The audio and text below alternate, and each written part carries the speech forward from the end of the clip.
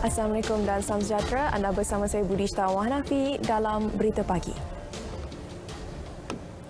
Perdana Menteri Tan Sri Muhyiddin Yassin mengumumkan lanjutan moratorium 3 bulan bagi individu yang kehilangan pekerjaan serta pendapatan berikutan impak pandemik COVID-19.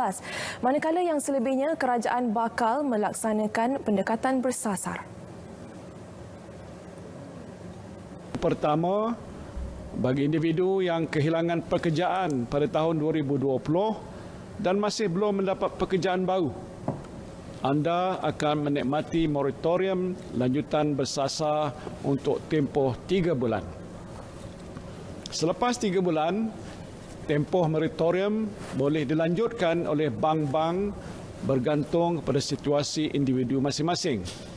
Kedua, bagi individu yang masih bekerja tetapi gaji mereka terjejas atau berkurangan akibat COVID-19, bayaran ansuran bulanan akan dikurangkan selaras dengan kadar pengurangan gaji bergantung kepada jenis pinjaman. Contohnya bagi pinjaman perumahan atau pinjaman peribadi, bayaran ansuran bulanan akan dikurangkan pada kadar yang sama dengan pengurangan gaji. Bantuan ini adalah untuk tempoh sekurang-kurangnya 6 bulan dan lanjutan boleh diberikan tertakluk kepada keadaan gaji semasa individu yang berkenaan. Peminjam yang layak boleh menghubungi bank masing-masing bagi membuat permohonan mulai 7 Ogos ini. Bagi pinjaman sewa beli, pihak bank akan turut menawarkan pilihan penjadualan semula bayaran persesuaian tertakluk kepada Akta Sewa Beli. Berikutan pengumuman Tan Sri Muhyiddin itu, Kementerian Kewangan mengalu-alukan pelanjutan moratorium dan bantuan bank bersasar. Menteri Bertanggungjawab Tengku Datuk Seri Zafrul Abdul Aziz dalam kenyataan menyatakan kerjasama antara kerajaan, bank negara serta sektor perbankan itu boleh menjamin kesejahteraan peminjam dan meneruskan pemulihan ekonomi. Pembukaan semula sektor ekonomi secara berperingkat akuinya telah menunjukkan tanda pemulihan memberangsangkan. Ekspor negara telah berkembang dari 8.8% kepada 82.9 bilion menghasilkan lebihan dagangan 20.9 bilion ringgit. Manakala indeks pengeluaran perindustrian meningkat 18.2% pada Mei 2020 berbanding bulan sebelumnya. Sektor pembuatan pula melonjak 25.9% dan sektor elektrik meningkat 13.7% pada tempoh sama. Kes aktif keboleh jangkitan COVID-19 di Malaysia terus mencatat kenaikan. Ini berikutan untuk hari ke-13 berturut-turut, angka kes jangkitan melebihi kes sembuh dan pulih. Ketua Pengarah Kesihatan, Datuk Dr. Nur Hisham Abdullah menerusi kenyataan memaklumkan 13 kes positif baharu dilaporkan berbanding hanya 5 kes telah pulih dan pesakit dibenarkan pulang. Perbezaan 8 kes itu menjadikan keseluruhan kes aktif dalam negara kini meningkat kepada 220 kes. Daripada 220 kes aktif pula, 121 kes merupakan penularan tempatan, manakala bakinya kes import. 5 kes penularan dalam negara direkodkan dengan 3 kes melibatkan rakyat Malaysia dan 2 kes bukan warga negara.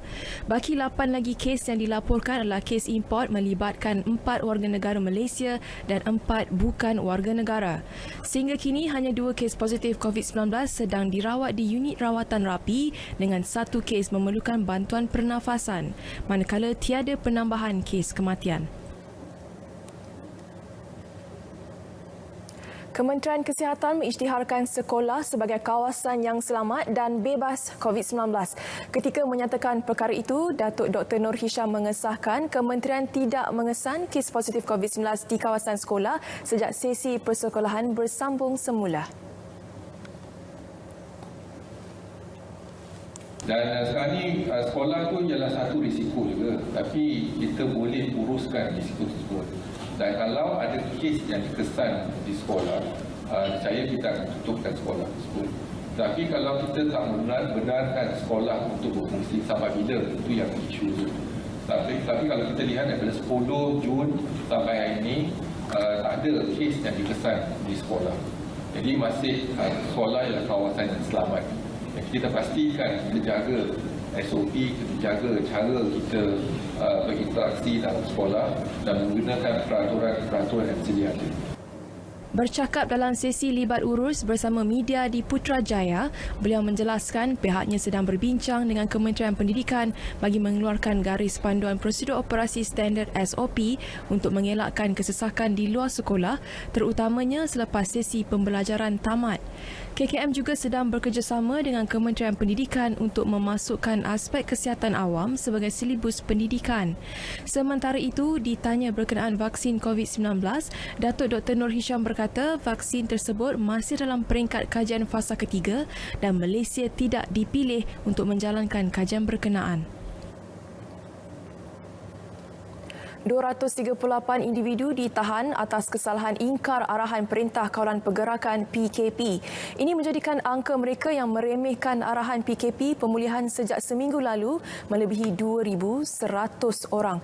Manakala hampir 40% daripada jumlah tersebut merupakan individu yang berdegil dalam kegiatan pub dan kelab malam yang masih dilarang kerajaan. Menteri Kanan Keselamatan Datuk Seri Ismail Sabri dalam kenyataannya turut menyatakan daripada 1 Mei sehingga 28 Julai lepas, 2,491 pendatang asing tanpa izin parti, 596 tekong serta 144 penyeludup telah ditahan dalam Ops Benteng. Sebanyak 96 bot dan 257 kenderaan turut ditahan. Petugas Ops Benteng juga mengusir 257 parti dan 9 tekong serta 37 bot yang terlibat dalam percubaan mencerobohi sempadan negara.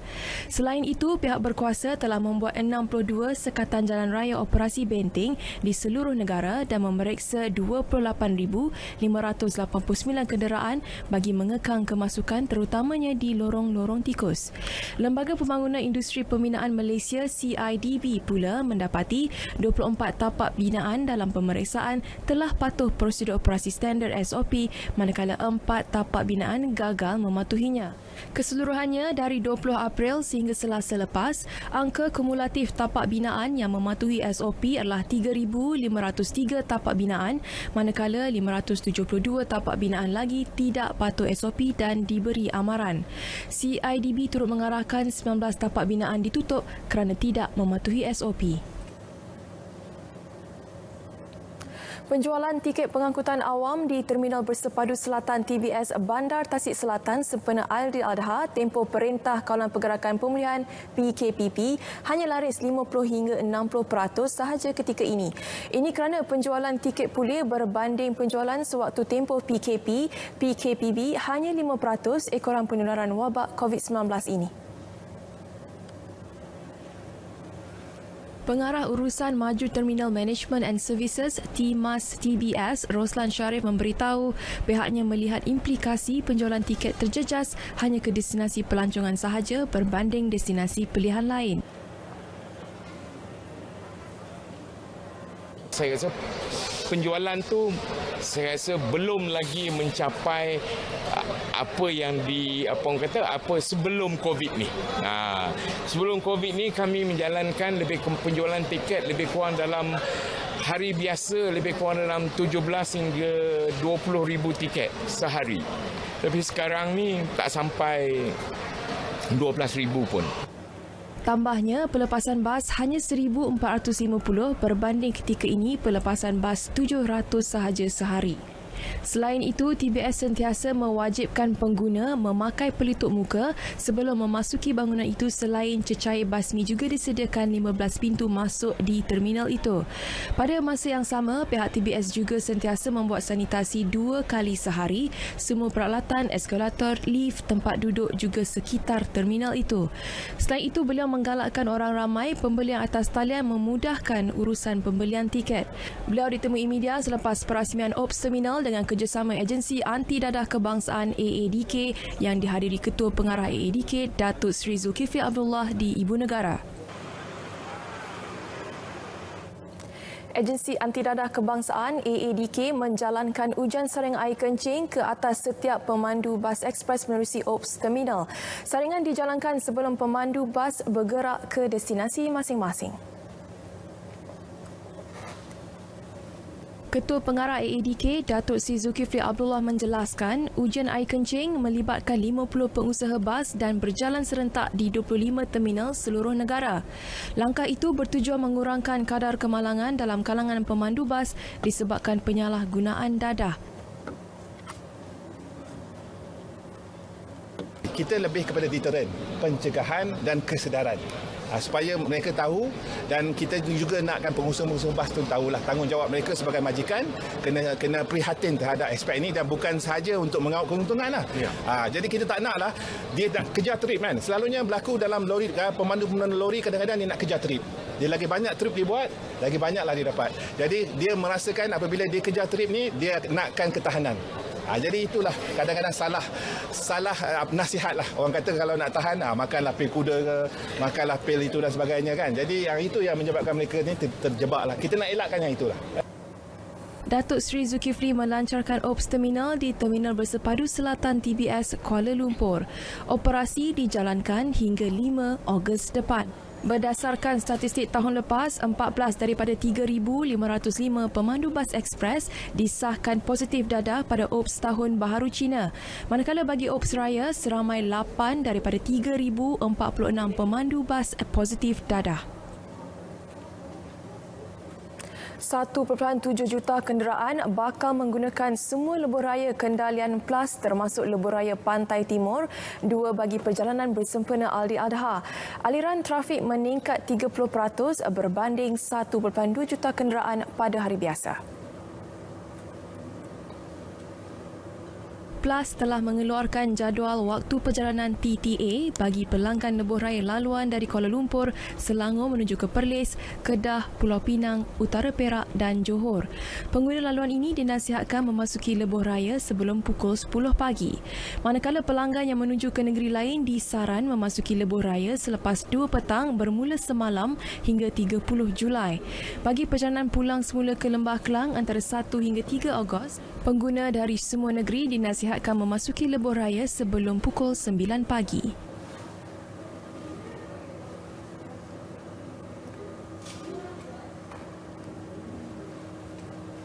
Langkah kerajaan mengetatkan prosedur operasi standard SOP bagi pelaksanaan ibadah korban bertujuan menjaga kepentingan rakyat.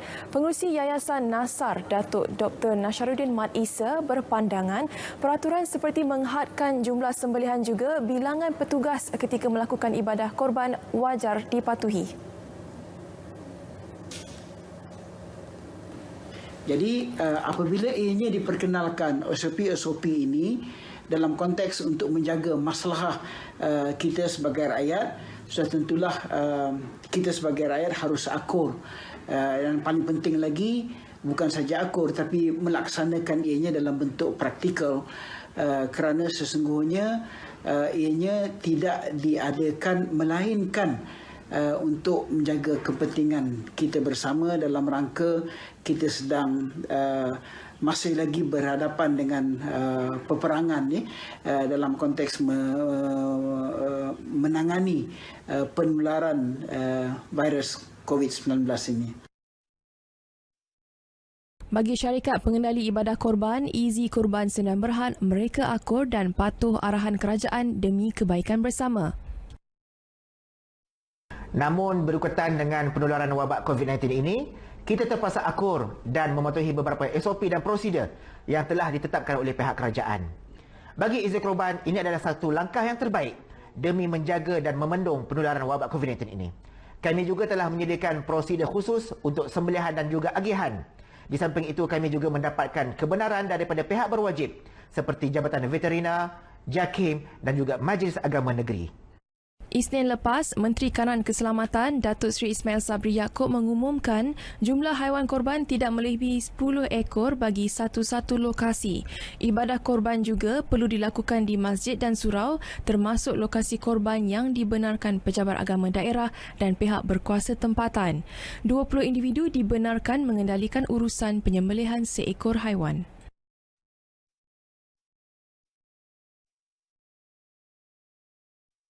Antara 10 masjid di wilayah persekutuan yang bakal menggunakan sangkar hidrolik ketika melaksanakan ibadah korban.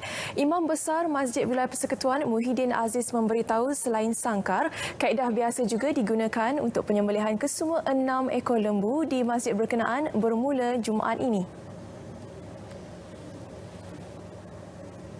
Setiap seekor lembu akan dikendalikan kurang daripada 20 urus setia yang terdiri daripada ahli jawatankuasa lantikan masjid. Tiada orang awam dibenarkan turut serta menyembelih dan mengendalikan ibadah korban bagi memastikan tiada perkumpulan ramai.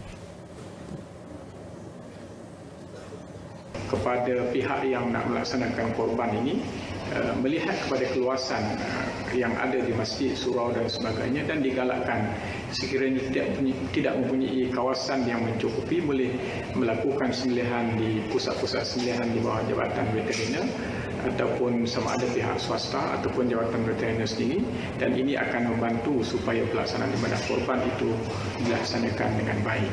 Dan adalah diingatkan kepada semua anggota masyarakat kita, sama ada petugas, pihak pengurusan masjid, surau dan sebagainya, diingatkan agar mematuhi SOP yang ditetapkan. 15 sangkar hidrolik diagihkan kepada 10 masjid di wilayah persekutuan dan selebihnya di tempat terpilih merangkumi masjid di Negeri Sembilan, Terengganu dan Johor. Kempen Jualan Malaysia 2020 terus diperhebat bagi merancakkan sektor ekonomi domestik. Turut diadakan aktiviti promosi dikenali Jualan Raya Kedua bersempena Hari Raya Ailadha. Menteri Perdagangan Dalam Negeri dan Hal Ehwal Pengguna, Datuk Alexander Nantalinggi, mengadakan tinjauan di sepanjang Jalan Tunku Abdul Rahman dan Kompleks Beli Belah Sogo bagi menjayakan aktiviti tersebut. Seawal jam 10.30 pagi, Datuk Alexander berjalan sejauh 2 km di sepanjang Jalan Tunku Abdul Rahman yang berakhir di Sogo. Lokasi itu dipilih kerana ia antara kawasan membeli belah pilihan rakyat Malaysia, terutama bagi sambutan Hari Raya kerana pelbagai promosi dan jualan murah diadakan. Datuk Alexander berkata program seumpama itu bakal diperluas ke negeri-negeri lain bagi mempergiat kempen Jualan Malaysia dan kempen Beli Barangan Malaysia. Sekarang kita di Kuala Lumpur juga, di Jalan Tunku Abdul Rahman, tetapi di negeri-negeri lain akan dibuat juga, ya, kerana mereka yang berniaga macam-macam perniagaan perlu juga dibantu di tempat-tempat selain daripada Lebah Kelang, Kuala Lumpur dan bandaraya-bandaraya yang besar.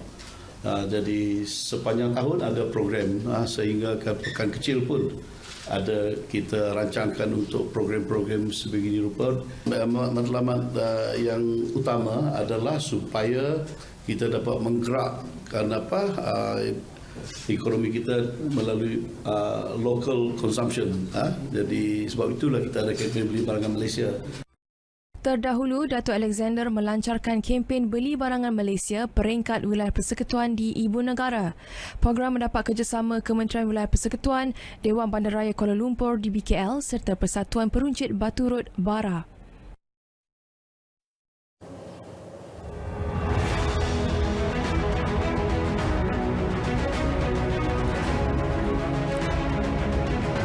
Kepercayaan kepada Tuhan, kesetiaan kepada raja dan negara, keluhuran perlembagaan, kedaulatan undang-undang, kesopanan dan kesusilaan.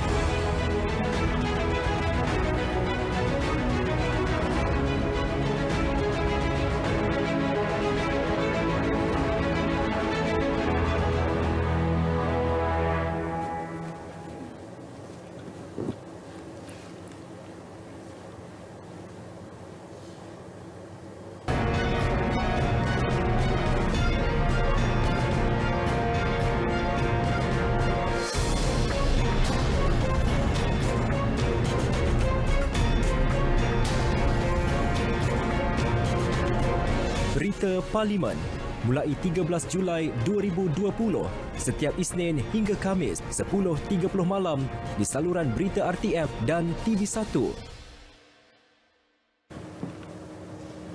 Kementerian Komunikasi dan Multimedia KKMM dan agensi-agensi berkaitan sedang bekerjasama dengan pihak penyedia perkhidmatan komunikasi utama untuk membangunkan sebuah pelan infrastruktur digital bagi memenuhi keperluan rakyat.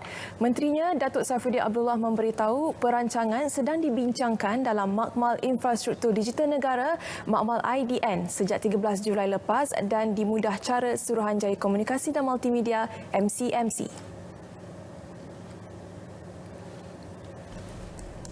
Beliau turut diberikan taklimat oleh pihak penyedia perkhidmatan berkenaan perkembangan semasa Makmal IDM di bangunan Parlimen. Antara hasil tempoh 2 minggu pertama, penganjuran Makmal IDN adalah bersetuju secara dasarnya mengenai aspirasi kebangsaan untuk liputan dan kualiti perkhidmatan jalur lebar yang perlu dicapai seluruh negara. Tumpuan khusus juga akan diberikan kepada perancangan meluaskan liputan perkhidmatan di kawasan luar dan pedalaman selain meningkatkan kualiti perkhidmatan jalur lebar. Mempertingkatkan ketersediaan maklumat infrastruktur digital sedia ada serta data lain berkaitan dari pelbagai sumber bagi membolehkan perancangan lebih berkesan. Datuk Saifuddin turut merakamkan penghargaan kepada semua pihak yang terlibat dalam Makmal IDN. Hasil perbincangan akhir Makmal IDN untuk memuktamadkan sasaran berkaitan pembangunan infrastruktur digital negara dijangkal bakal diketahui pertengahan bulan depan.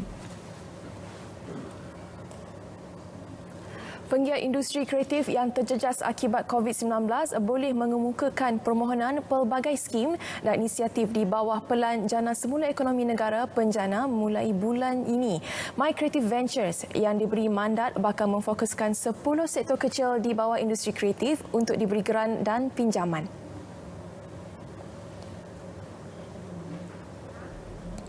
Antara sektor terlibat penciptaan kandungan, muzik, fashion, seni persembahan, sastra, seni tradisional dan kebudayaan, seni kulinari, reka bentuk dan pendidikan kreatif.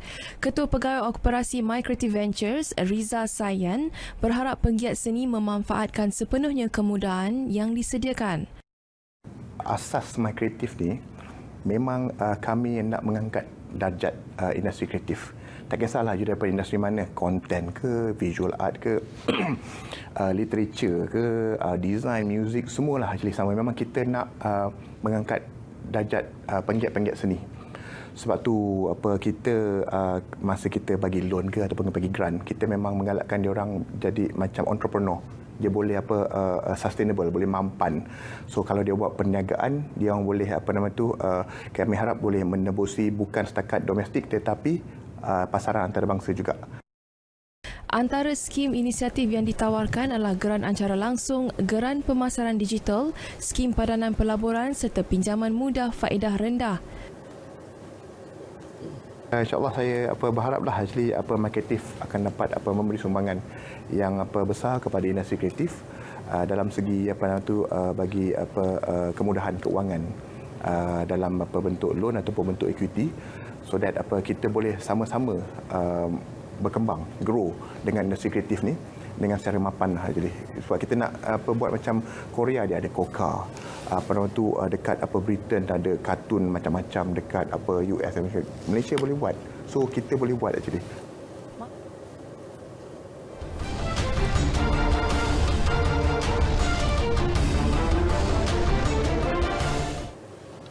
Kesatuan Olahraga Malaysia KOM mengutarakan janji apabila melunaskan pembayaran insentif bagi 5 atlet kebangsaan yang memecahkan rekod kebangsaan pada majlis ringkas di Ibu Pejabat KOM. KOM sebelum ini berjanji memberi bayaran insentif sebanyak RM1,000 bagi rekod baharu kebangsaan yang berjaya dicipta atlet negara dalam mana-mana kejohanan sama ada di peringkat tempatan dan antarabangsa. Atlet olahraga yang hadir ialah Jackie Wong Siu Cher, Prabudas anak lelaki Krishnan, Iskandar Alwi dan Andre Anura Anwar dengan nilai keseluruhan insentif RM7,000. Manakala atlet lempar cakra Irfan Samsudin tidak hadir kerana berada di luar negara. Kalau ada rekod yang baru, mungkin di masa depan kita akan buat macam ni juga. Kekal 1,000 depend on, tengoklah kita punya finance macam mana. Mungkin kalau boleh buat, kalau dia punya masa tempoh macam mana dia ada buat rekod tu, kita ikut bagi tu sajalah. Baik, berita pagi berakhir di sini. Kekal bersetia bersama semua buletin kami di saluran berita RTM. Maklumat sahih, jenama dipercayai. Terus amalkan SOP mencegah COVID-19. Saya Bishta Wanafi. Assalamualaikum dan kita jumpa lagi.